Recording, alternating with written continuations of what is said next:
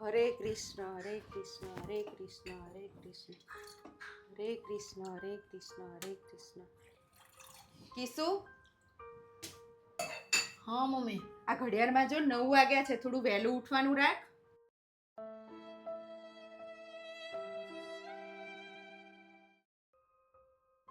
કિસુ, ચા બનાવે છે?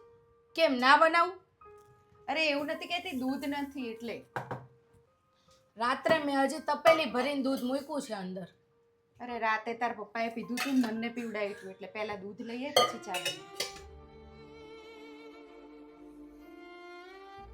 અલ્યા હા હા હા. કિસુ, હા મમ્મી. બહાર જાય છે તું? હા બહાર જાઉં હા છું. તો રાતે છે ને બેટા થોડું મોડું ના થઈ જાય, ધ્યાન રાખજે. આપણે બહાર હું મારા ટાઈમે આવી જઈશ.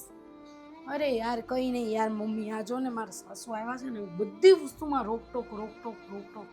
હા યાર, પણ થોડાક દિવસ રહેવાના તો એમને ખબર પડવી પડે ને યાર. કિસુ, બોલો. તને એક વાત કહું હા બોલો.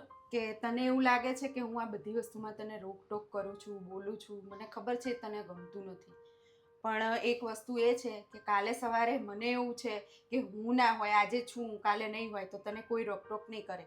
પણ જે વસ્તુ મારે શીખવાડવાની છે હું તને કહું છું, અને કાલ સવારે હું નહીં હોય ને ત્યારે બીજા કોક તને કહેશે કે આ એના સાસુએ આટલું કીધું નહીં હોય કે આપણા ઘરમાં આવી રીતે હોય છે, આમ હોય છે, ત્યારે તને થશે કે મારા સાસુએ મને આ ઘરની વાત આમ કરીએ નહીં, મને આમ શીખવાડ્યું નહીં, એટલે હું તને કહું છું. બાકી મને કોઈ રોકટોક કરવાનું એવું છે નહીં. બાકી તું કોઈના જોડે કાલે સવારે તને કોઈ એવું ના કહે કે તને આ નથી આવડતું, કે તારી મમ્મીએ નથી શીખવાડ્યું, કે સાસુએ નથી શીખવાડ્યું, એટલે હું તને બધી વસ્તુ કહું છું. બાકી હું તને કોઈ રોકટોક કરવા કે એવું નથી માંગતી.